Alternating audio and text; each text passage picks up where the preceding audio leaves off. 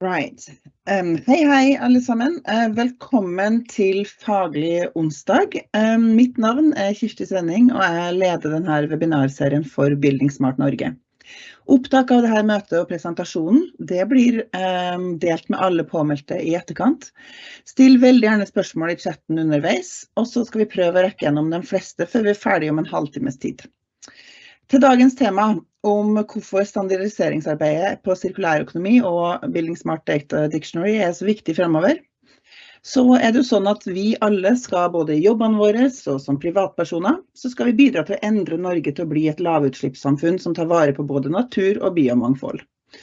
Og det jo sånn at vårt internasjonale forpliktende og vedtatte politikk, den sier at Norge skal kutte 95% av utslipp innen 2050. Og da må vi både tenke på hva de 5 små prosentene som skal bli igjen skal få lov til å være, men vi må ikke minst ta inn over oss at det betyr at all annet aktivitet skal kutte all klimautslipp som man har i dag, og helst også kanskje være litt energiproduserende. Og i det perspektivet så blir jo digital utvikling og felles stifinnerverktøy ekstremt viktige virkemidler. I dag så skal vi lære mer om 2 prosesser som begge kommer til å bli sentrale for byggenæringen fremover. Aller først så skal vi høre om den nye globale ISO-standarden for sirkularitet, og så skal vi flytte oss over til å høre om buildingSMART Data Dictionary som støtte for sirkularitet i vår sektor. Men vi skal begynne med en innleder som skal snakke om status for det internasjonale standardiseringsarbeidet for sirkulær økonomi, og om hvordan digitalisering tatt med i den nye ISO-standarden. Han skal også fortelle litt om hvorfor data nødvendig, ikke bare for fremtidens nybygg, men spesielt viktig for å forlenge livet til brukte bygningsmaterialer fra bygg og produkter som finnes i dag. Førstemann ut, det Daniel Tabacaru. Han nestleder for den nasjonale standardiseringskomiteen for sirkulær økonomi og daglig leder i Agent X. Daniel utdannet både arkitekt og ingeniør fra Romania, Danmark og Kina. Han har i mange år jobbet med BIM, digitale tvillinger og tverrfaglig prosjekterende team, og de siste 7 årene så har han dypdykket i sirkulærøkonomien. I 2020 så startet han Agent X, en startup som bruker eksisterende data, AI-algoritmer, domænekunnskap og erfaring for å kartlegge materialer som vi har i eksisterende bygg uten å gå på befaring. Den helt riktige mannen for å snakke om dagens tema, altså. Vær så god, Daniel, nå gleder vi oss til å høre hva du har å si. Ja, tusen takk. Takk for introduksjonen. I dag jeg skal snakke litt om hva vi har drevet med de siste 4 årene i ISO-arbeidet. Presentasjonen min på engelsk, så hvis jeg får lov, jeg skal snu til engelsk, fordi da det skal bli mindre kognitiv press på hjernet mitt. Så skal vi se. So the ISO, which stands for the International Standardization Organization, we have worked on the circular economy standard, the ISO TC 323, starting from 2019. ISO, for the ones that are not familiar with the organization, is a very complex and global organization that gets together both people from academia, different institutions, companies, NGOs, and to try to get to a compromise that will establish the framework for future development. The process itself for the ISO standard, as I mentioned, started in 2019, and it is sometimes it's quite a bureaucratic process, but it's extremely interesting to work across countries and across continents to get to a consensus. So for me, it was a very interesting experience. But a little bit why the circular economy is getting more and more important. Probably you're familiar with the planetary boundaries. There was a lot written about it in the media, but unfortunately, we're not going in the right direction. So if in 2009 there were just 3 boundaries crossed, unfortunately, in just a matter of 14 years, we got to 6 boundary crossed, and the speed is getting higher, but in the wrong direction. So we really have to change from a linear economy to a circular one. And that is the traditional process as you know it. Includes extraction of materials and manufacturing, and after that use. But at the end of the use life of the products, because they haven't been designed properly, traditionally they became waste. And that is what we're trying to do in the work with the ISO standard, to see how we can change that paradigm, how we can create the premises that actually the end of use life doesn't mean the end of life of a product, and how we create the frame for it. So as I mentioned, we're a lot of countries involved in the process, we because of the complexity of the standard, we realized quite quickly that we have to split in several working groups and smaller standards that even if they got their own registration as a self-supported standard, probably is going to be one of the few times in the history of ISO when actually they will be presented as a package of standards. So this the 59, 10, 20, 40, and 14, they will be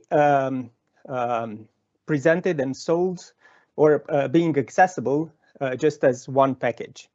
But the problem itself is extremely complex. And as you see, we have started from working with the definition of the circular economy, getting to a very important part, the measuring and assessing the circularity, also understanding the circularity data sheet, the products, and how you can actually get all these details. And that is very relevant also for the topic today. And the management systems. So I will browse through some of the standards, some of the slides a little bit quicker, as 10 minutes is not enough time.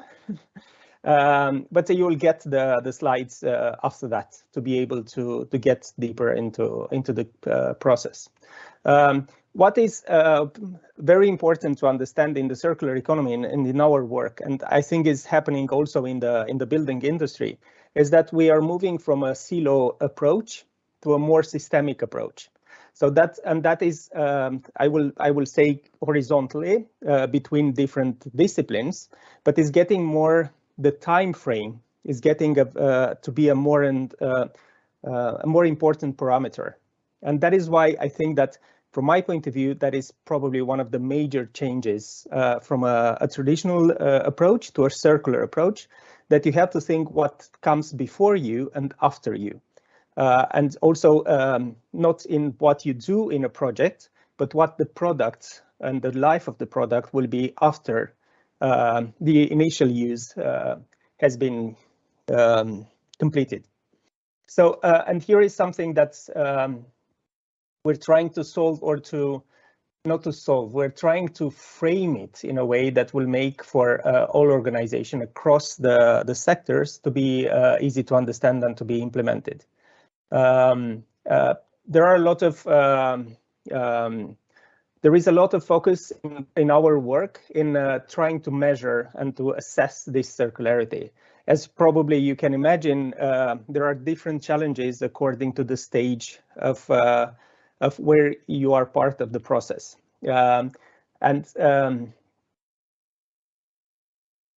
It's much easier, I would say, for the future products, because we can design them for disassembly. We can try to move away from a lot of composite materials and a lot of materials that actually are very difficult to have a second life or to be reused. But at least in the building sector, as you probably know, 80% of the buildings from 2050 in Europe, at least, are already built today. So that means that if we really are going to move towards a circular economy, we have to better understand how to extend the life of what we have around us. And that is really a challenge. And we're trying to see in the new standard how the digital twins can be also replicated for existing buildings with a different approach and different level of quality and depth, because it's very difficult to have a digital twin for an existing building compared to a new BIM model for a new one. As I said, the standard, the work itself is extremely complex, and that is why we decided to divide the work in several working groups. Sorry. One challenge, there are a lot of challenges. Another challenge is the one for the traceability of the secondary materials recovery, which is something that it is a challenge because now we don't have the regulatory framework. But as I said, digital support here can help accelerate this. And there are a lot of initiatives, but I don't really have time to get into the depth of it. And another thing that I wanted to present, and I will highly recommend to get on the Standard Norge website, is that now we are getting close to get out to publish the standard. So we have been working for the last 4 years. Now we are in the latest stages, and the standard is going to be published in 2024. So what I recommend you to do is to go to the link on the screen, the kommentere.standard.no, and go for the 5914, where you're going to get a version of the standard as it is today. So you can get a lot of information about the standard. I wanted briefly to say at the beginning, at the end, about what is actually, according to what Kirsti said earlier, that we have this Norwegian claim, I would say, or target to reduce our carbon footprint. But whatever analysis you're doing, we can't really do that without including the avoidance of new CO2. And avoidance means extending the life of what we have around us. So, and that is something that we're trying to do in AgainX, and the development of machine learning and the AI and ChatGPT and all that allows a totally different speed and a totally different approach to this. So I don't really have time to talk about it, but I think that's because the 10 minutes were very short. But you can, if you have any questions, please come with them at the end of the presentation, and we can get in touch after that. So thanks. It's that really was my.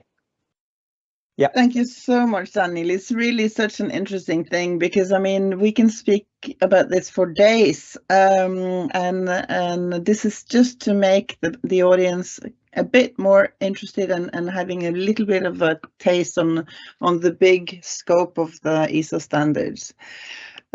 We are moving on to get better acquainted with the buildingSMART data dictionary, so bSDD for short, and also hear how this has close ties to the implementation of EU taxonomy and also is linked in some way to what Daniel has just been talking about. The next person is Artur Tomczak.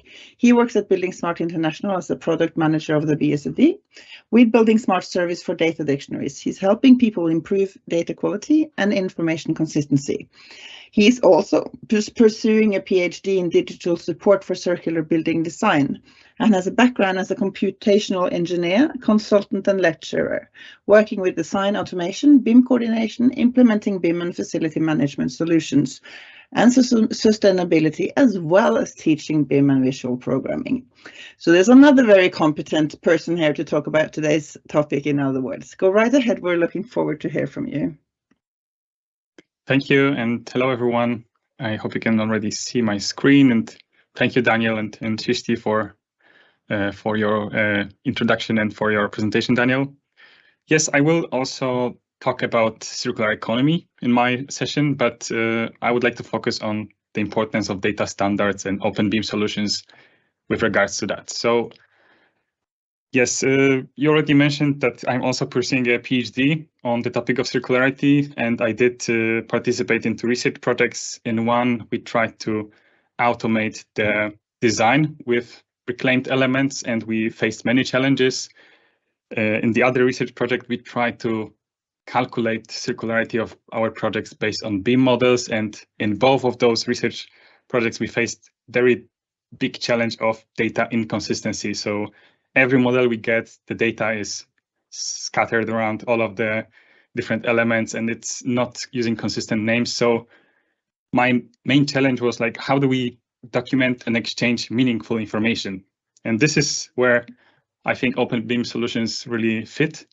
So let's go through them.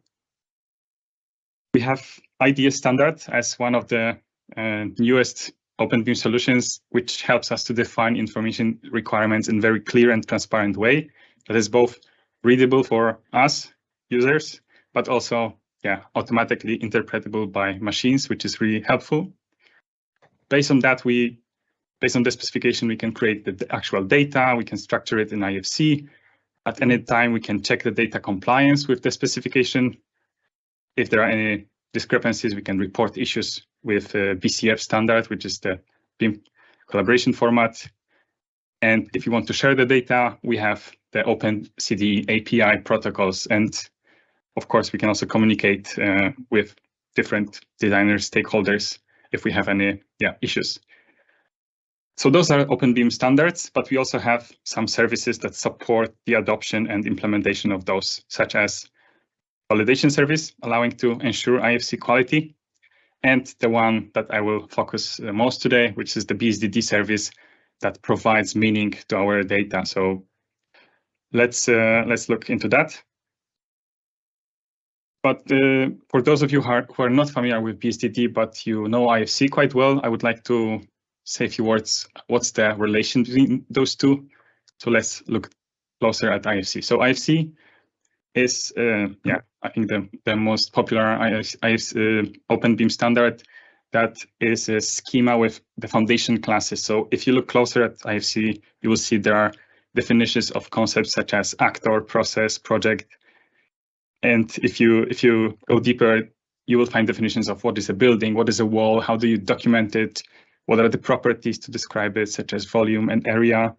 And yes, we have quite many of those definitions. In IFC, I found more than 1,000 class definitions and more than 2,000 properties.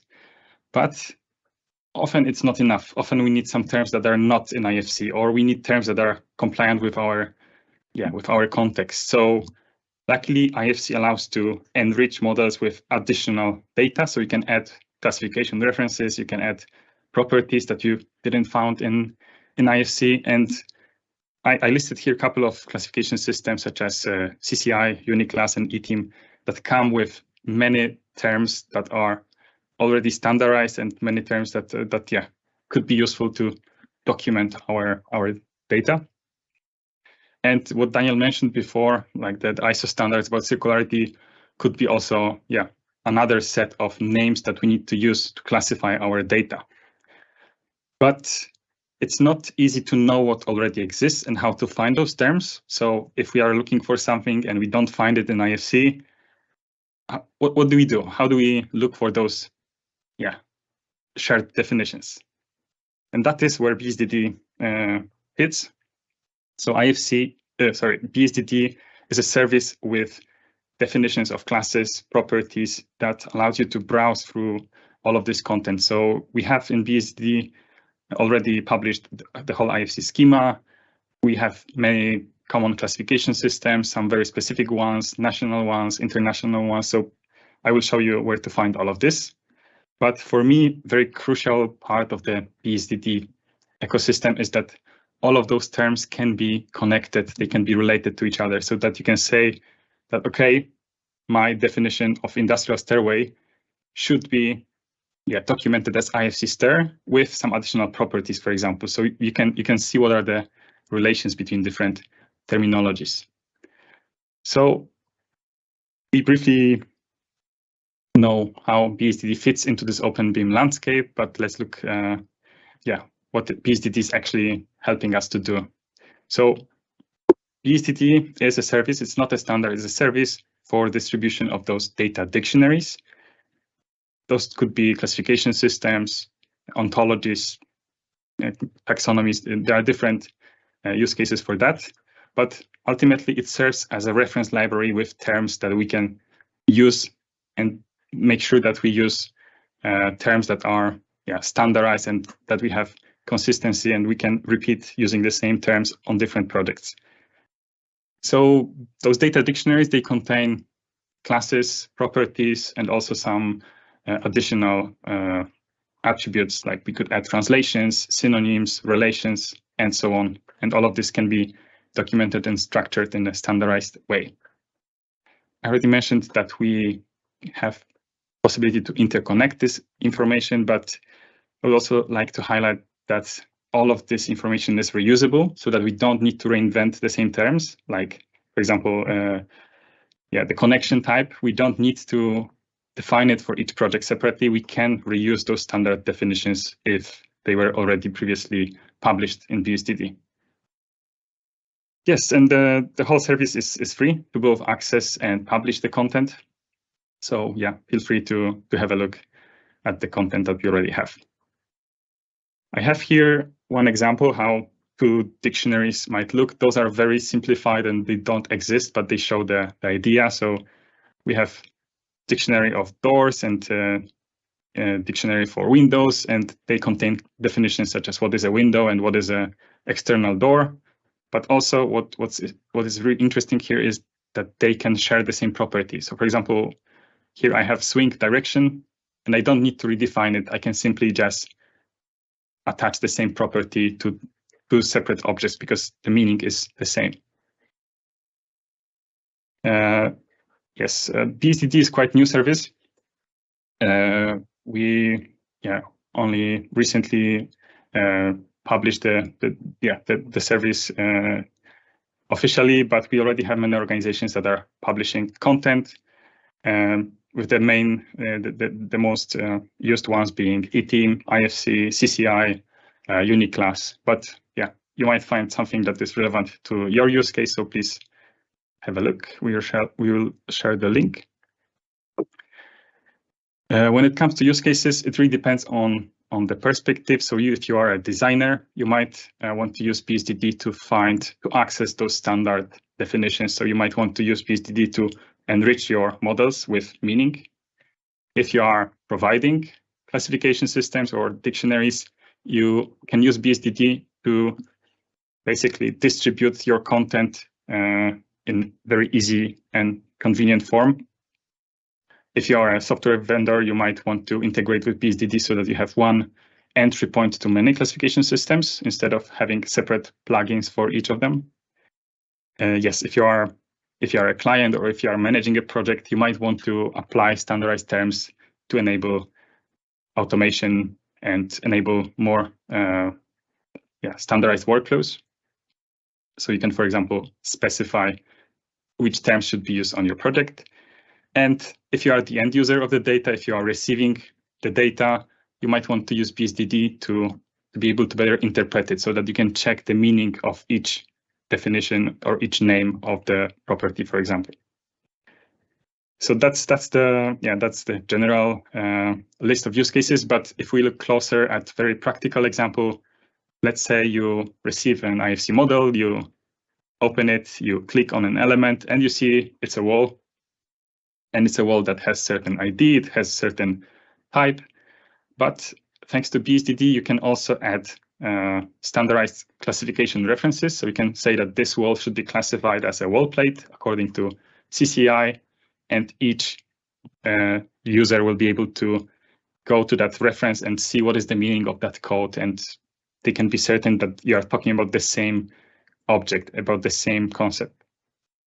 Same goes for properties. Thanks to bSDD, you can add standardized properties. Like in this case, I, for example, add fire rating. I can also restrict values of those properties, saying that this property shouldn't take any other value than those three that I listed, or that height must be a positive number, and so on. This is really relevant for materials because in my research, I many times see that we are really not consistent in how we name materials in our BIM models. And this is one way we could actually take control of it. So we could use standardized names of different materials instead of reinventing how to call concrete for every project separately. And there are many additional use cases on top of that. For example, we could provide definitions right in the user interface. We could have translations of the data without actually changing the data, just changing what users see, because they could just switch between different languages. We could also require quality of the data by having requirements based on standardized terminology, or we could enable automatic population of the data based on rules, saying, for example, if this is a CCI wall with this and this code, it is also a uniclass wall with such and such identifier. And there are many more use cases, such as automating the calculations of price or environmental footprint and so on. I'm close to finish, but if you want to browse through the content, we provide we have a search page, but we also have already many integrations with software. I don't have time to really show you many of them, but okay, let's just say that if you go to the bSDD search page, you can just browse through different terms that we already have. And if you are using software such as, for example, ASBeam, or there are many other softwares that are already integrated with bSDD, you can already find plugins, extensions helping you to integrate with our database. There are many more extensions that are coming soon. We have seen many prototypes at our recent conference. So I can show you one of them. So this is ASBeam platform, allowing you to select certain objects and assigning them a code from the data dictionary that they found in bSDD. In this case, I'm assigning a code for photovoltaics modules, and then the software is telling me, okay, this type of object needs to have certain properties, and is helping me to populate this data by showing what are the possible attributes and values. So this is how it can work from the designer perspective. And my final slide is where I would like to highlight why I think having this standardized terminology is so important. First of all, because it enables consistent interpretation of the data. And of course, this leads to improved data quality because we are talking about the same concepts. We avoid misunderstandings. This then leads to be able to automate our processes and workflows, because machines can take more control because they can interpret the data without much human assistance. And ultimately, it can also lead to allowing us to learn better from project to project, because we can compare one to the other because we are using the same terminology. We can also discover patterns and basically learn and share and connect the siloed knowledge. So thank you very much. Thank you very much. You can. Thank you so much, Artur. I would just a couple of questions for the both of you. First, I mean, seeing as the bSDD is classifying a lot of building materials, and we were talking about refurbishment earlier, will it also be applicable for reused building materials or certifying that, or is that sort of down the line a bit, Artur? So if you don't find what you're looking for, like for example, let's say you're looking for a definition of glulam timber and you don't find it, you can register new terms. You can add your data dictionary with terms that you were missing, but I'm sure that you can already find many of the definitions available, and we also have a data dictionary with different wood terminology. We have dictionary of Swedish materials, for example, so you can But in browse terms of that. Reused ones, so I mean the whole, will it be able to, if you get a new certification of a reused material, will that be able to enter the bSDD as well? So the name of material is really universal, so it can apply both to new and reused products. But there are many properties that are relevant for secondary materials. So yes, many of them you can already find in bSDD. For example, we have terminology from the ISO relevant to LCA. So there you can see many properties that are already standardized, and you can apply them directly in your models. For example, to say, yeah, what is the global warming potential of this layer of wall, for example. So yeah, please contact me if you want to learn more. Wonderful. I just might. Daniel, in terms of the ISO standards, what's the biggest potential, or how would you like to sort of see the standard being used in the construction industry going forward once it's released next year? I think that the most important part is to change the mindset, to make people consider the entire life of the product or the material. And I think it's going to influence the way we design for disassembly, but also to understand that reusability doesn't necessarily have to be compared to a new product. Right. It has to be thought in a different way. So even reusing a material, a door, for example, now I'm doing a project where we are supposed to reuse a lot of doors from an office building, and we just realized that part of the components can be reused, part they have to be replaced. So just this mindset, I think, is going to be very important. But also, as the bSDD is extremely interesting, I think that we have also to accept that the data support for existing materials is not from the beginning at the same level with the new manufactured materials. So this level of understanding also will allow to increase the reusability. Yeah, and I think the potential of these type of systems interacting is also quite big, and has a lot of as the conversation and experience matures, it will be super interesting to see how the connection will be. Totally agree. All right. Thank you to both of you. Da skal vi runde av I dag, men vi har skjønt det mye jobb foran oss. Vi snakker om en tvillingomstilling, egentlig. Vi skal snu hele samfunnet og bli bærekraftige og sirkulære, samtidig passe på at digitalisering integrert, og det vil si at vi sammen må pusle fremtidspuslespillet så klokt som mulig. Håper dagens webinar ga et lite påfyll I den retning. Til alle som har fulgt oss, takk for det, og husk på at buildingSMART Norge det en ideell organisasjon som trenger støtte fra nye og eksisterende medlemmer for å lage aktiviteter og fortsette å jobbe for å sikre bransjen sin bruk av åpne standarder for livsløpet. Vi håper dere tipser andre interesserte om de her seminarene, og de ligger fritt ute på YouTube for alle å se. Hvis du vil bli medlem, eller bli mer aktiv enn før, eller vil vite mer, så kan du melde deg inn I en av arbeidsgruppene buildingSMART Norge har, eller du kan komme med forslag til tema for et nytt seminar. Vi åpne for innspill av alle slag, og det her siste faglige onsdag før jul, så vi ønsker dere en riktig fredelig julefeiring når det kommer så langt, en liten arbeidsøkt før det, tenker jeg, og velkommen tilbake til nye faglige dypdykk neste år. Ha det riktig bra så lenge.